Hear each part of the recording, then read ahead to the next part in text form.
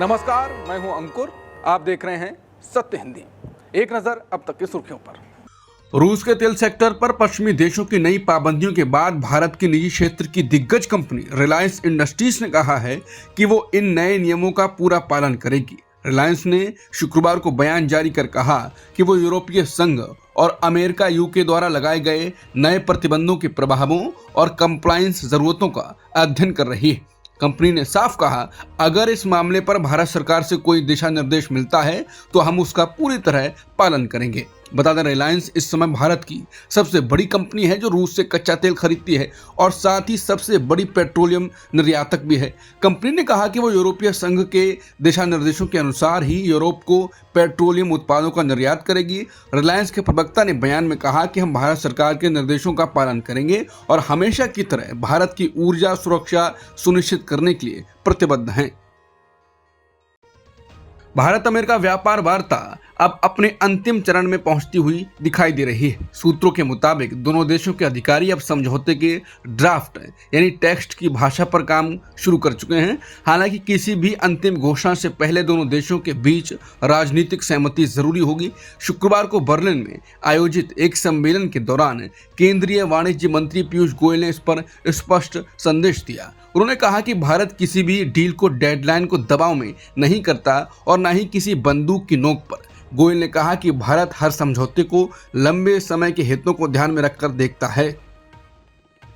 America और चीन के शीर्ष आर्थिक अधिकारी शनिवार को मलेशिया की राजधानी कुआलालंपुर में आमने सामने होंगे। मकसद है तेजी से बढ़ रहे ट्रेड वॉर यानी व्यापार युद्ध को रोकना और अगले हफ्ते ट्रंप और शी जिनपिंग की मुलाकात का रास्ता साफ करना। ये ठीक आसियान समिट के दौरान होगी जहां दोनों देशों के बीच नए समझौते की कोशिशें होंगी। दरअसल अमेरिका के राष्ट्रपति ट्रंप ने चीन से आने वाले माल पर 100% तक के नए टैरिफ लगाने की धमकी दी है। ये टैरिफ 1 नवंबर से लागू किए जा सकते हैं। ट्रंप का कहना है कि चीन ने रेयर अर्थ मेटल्स यानी दुर्लभ धातुओं पर एक्सपोर्ट कंट्रोल बढ़ा दिए हैं, जिससे अमेरिकी उद्योगों को नुकसान हो रहा है। इसके जवाब में अमेरिका ने भी हजारों चीनी कंपनियों को अपनी एक्सपोर्ट ब्लैकलिस्ट में डाल दिया। इससे दोनों देशों के बीच बनी नाजुक आर्थिक सुलह फिर से डगमगाने लगी है।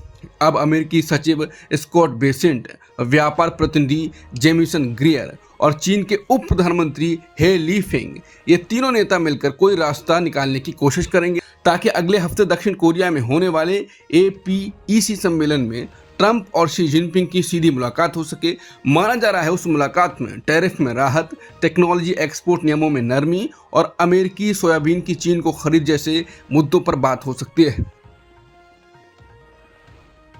न्यूयॉर्क के अगले मेयर चुनाव के लिए अर्ली वोटिंग यानी शुरुआती मतदान शनिवार 25 अक्टूबर से शुरू हो गया है। इस बार मुकाबला बेहद दिलचस्प है क्योंकि सबसे आगे हैं एक बाहरी उम्मीदवार और खुद को समाजवादी कहने वाले डेमोक्रेटिक पार्टी के नेता जोहरन ममदानी। 34 साल के ममदानी ने कुछ ही महीनों में राजनीतिक हलचल मचा दी है। कभी अनजान चेहरा माने जाने वाले ममदानी अब न्यूयॉर्क के मेयर पद की दौड़ में सबसे आगे हैं।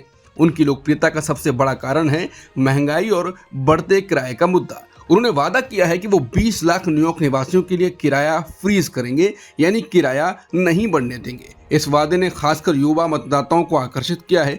दूसरी ओर न्यूयॉर्क के मौजूदा मेयर एरिक एडम्स, जो भ्रष्टाचार के आरोपों में घिरे हुए हैं, चुनाव से हट चुके हैं। उन्होंने अब जाकर पूर्व राज्यपाल एंड्रयू क्यूमो का समर्थन किया है, जबकि कभी उन्होंने क्यूमो को सांप और झूठा कहा था। अर्ली वोटिंग 25 अक्टूबर से 2 नवंबर तक चलेगी, जबकि मुख्य चुनाव 4 नवंबर को होगा। जीतने वाला उम्मीदवार नए साल की शुरुआत में मेयर की कुर्सी संभालेगा।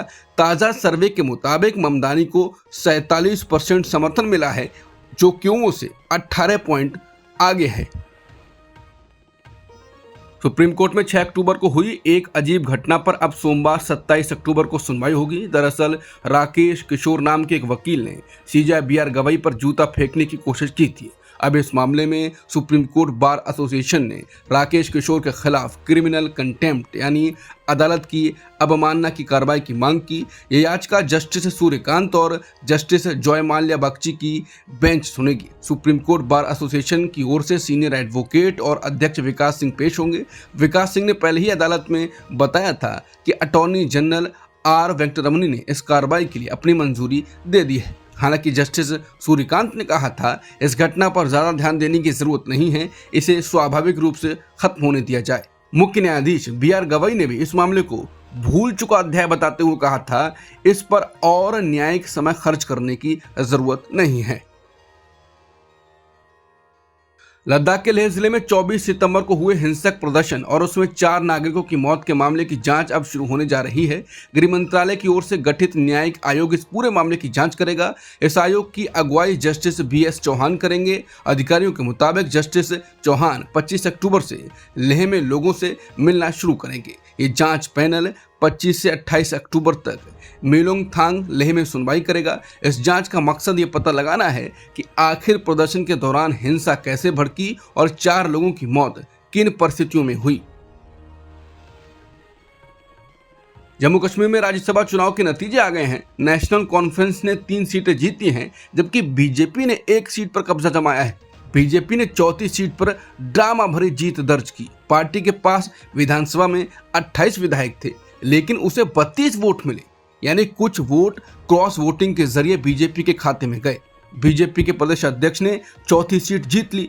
उन्होंने NC उम्मीदवार इमरान नबी डार को हराया, जिन्हें 22 वोट मिले। इस नतीजे के बाद जम्मू कश्मीर की सियासत में क्रॉस वोटिंग और राजनीतिक जोड़तोड़ को लेकर चर्चा तेज हो गई।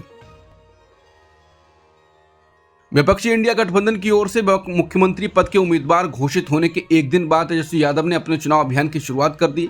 तेजस्वी ने जनता से अपील की कि उन्हें बस एक मौका दीजिए। उन्होंने कहा कि बेरोजगारी बिहार की सबसे बड़ी दुश्मन है। तेजस्वी ने दावा किया कि जब वो उप मुख्यमंत्री थे तब उन्होंने 5 लाख नौकरियां दी थी और अगर मौका मिला तो इससे ज्यादा रोजगार देंगे। तेजस्वी ने यह भी कहा कि नीतीश कुमार 20 साल से मुख्यमंत्री हैं और नरेंद्र मोदी 11 साल से प्रधानमंत्री, फिर भी बिहार की प्रति व्यक्ति आय देश में सबसे कम है। उन्होंने वादा किया कि अगर जनता उन्हें एक मौका दे तो बिहार में नौकरी और विकास दोनों लाएंगे। आरजेडी नेता और बिहार में महागठबंधन की ओर से सीएम पद के चेहरा तेजस्वी यादव ने बताया है कि अगर उनके गठबंधन की सरकार बनती है तो राज्य में मुकेश सहनी के साथ और डिप्टी सीएम होंगे। हालांकि इनके बारे में तेजस्वी यादव ने कोई और जानकारी नहीं दी। तेजस्वी यादव चुनाव के ऐलान के बाद पहला चुनाव प्रचार करने सहरसा पहुंचे थे। यहां उन्होंने ANI से कहा कि बिहार की जनता बदलाव चाहती है, वो मौजूदा सरकार से गुस्से में है और भी डिप्टी सीएम होंगे। इसके बारे में अगले कुछ दिनों के अंदर बता दिया जाएगा। कांग्रेस नेता और पूर्व सांसद उदित राज ने आरोप लगाया है कि सरकार ने दिल्ली के पंडारा पार्क स्थित उनके बंगले से उनके परिवार को जबरन बेदखल कर दिया, जबकि मामला अभी कोर्ट में चल रहा है। ये बंगला उनकी पत्नी सीमा राज, जो रिटायर्ड IRS अफसर हैं, उनके नाम पर आवंटित था। उन्होंने बताया कि उन्होंने मई 2025 तक का किराया भी जमा किया था। उदित राज ने कहा कि हम देख सकते हैं हमारे घर का सामान सड़क पर फेंका जा रहा है। अगली सुनवाई 28 अक्टूबर को है। 3-4 दिन का इंतजार तो किया जा सकता था। उन्होंने इसे दलित होने और गरीबों की आवाज उठाने की सजा बताया और कहा यह कार्रवाई चुनिंदा और राजनीतिक रूप से प्रेरित है। सीमा राज ने बताया कि उन्होंने नवंबर के अंत तक का समय मांगा था ताकि वो नया घर ढूंढ सकें। उन्होंने कहा कि सेवानिवृत्ति के बाद 6 महीने तक सरकारी आवास में रहना नियमों के तहत संभव है, लेकिन फिर भी उन्हें अचानक निकाल दिया गया। अब तक की खबरों में इतना ही। बाकी खबरों के लिए बने रहिए सत्यहिंदी.com के साथ। Copyright disclaimer under Section 107 of the Copyright Act 1976. Allowance is made for fair use for purposes such as criticism, comment, news reporting, scholarship, and research. Fair use is a use permitted by copyright statute that might otherwise be infringing.